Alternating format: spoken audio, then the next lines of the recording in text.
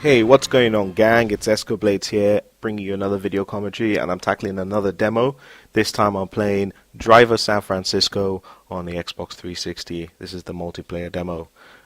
So yeah, this came out today, as of the time when I'm uploading it anyway, and it allows you to play two different modes, as you can see here. There's Trailblazer, where you've got to stay within the trails of the car, the Trailblazer car in front, and you score points that way. So whoever gets up to 100 points first wins. You can utilize the shift function, to help you get ahead and pick a different car. Same with tag. This time you have the tag, and if you get bumped with the tag, then you lose it to the person who bumped you. You can use shift to get ahead again and switch to another car and get back that tag.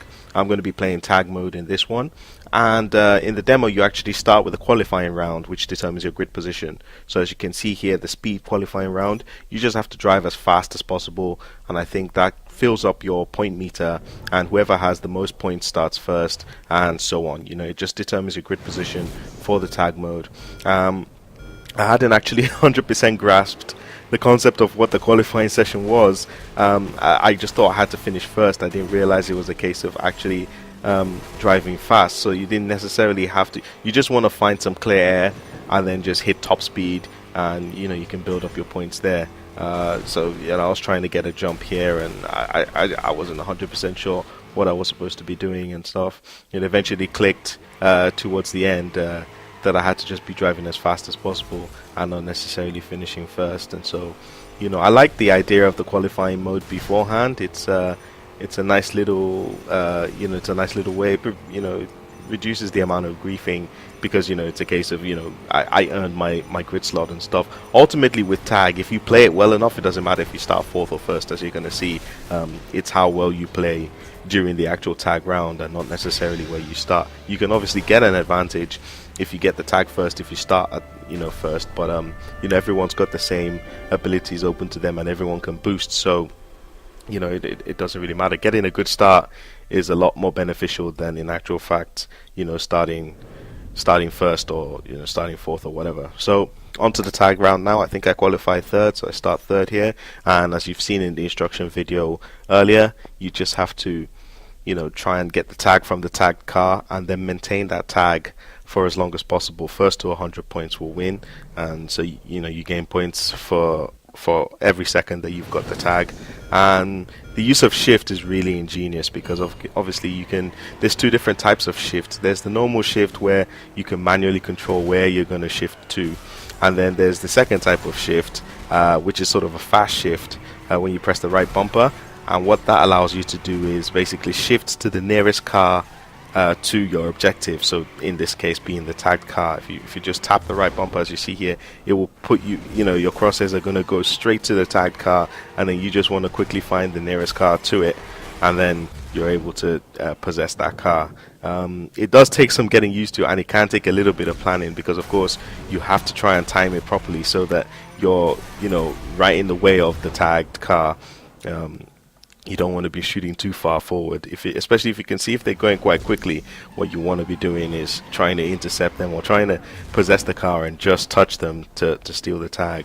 And then once you've got that tag, bail. You just want to be going as fast as possible, and trying to outrun your opponents, because of course they've got the same abilities open to them. They're going to be trying to tag and possess a car right in front of you, riding your way. So you want to be zigzagging and weaving and being unpredictable. As you can see here, I just set off, and I'm just going to go in a straight line until I reach the confines and the boundaries of the map. Didn't realize that existed actually, because I just kept on going, just found open road and I was going, and then eventually you're going to see a red barrier telling me that nope, you can't go any further. I was like, crap. So but all this time I'm building up points, and there it is, there's the confines of the map, and it just goes smack into it, like oops. So I'll have to find my way back the other way now. So as you can see here, people are going to start possessing cars nearby, and somebody just comes and steal that tag. But I've built up a bit of a lead, and so I figured out what to do. I just need to now get to a car close enough to the tagged car. It's fun. It's really, I really enjoyed it. I played this at a press event earlier, and I really enjoyed it, especially tag mode. Trailblazer I'm not 100% sure of. In that, I mean, it's not really my mode. I prefer the tag mode, but it's definitely fun. I like the use of the shift mechanic. because it's not clunky. It's not, it's quite intuitive. At least it felt that way to me anyway. As you can see that you obviously can't possess a car that somebody else has. But again, it's a matter of timing. Sometimes you want to strategically possess a car just so that your opponents can't, especially if you see an opening, where somebody else might take. So, see, I'm scouting here for a car. I'm just looking for anything to possess, because I know that person's coming down that way. I should have probably ducked to the left. I'm going to have to swing round because, I'm so far away. But yeah, it's definitely one. I'm looking forward to the multiplayer of this because it looks like they've given it some thought.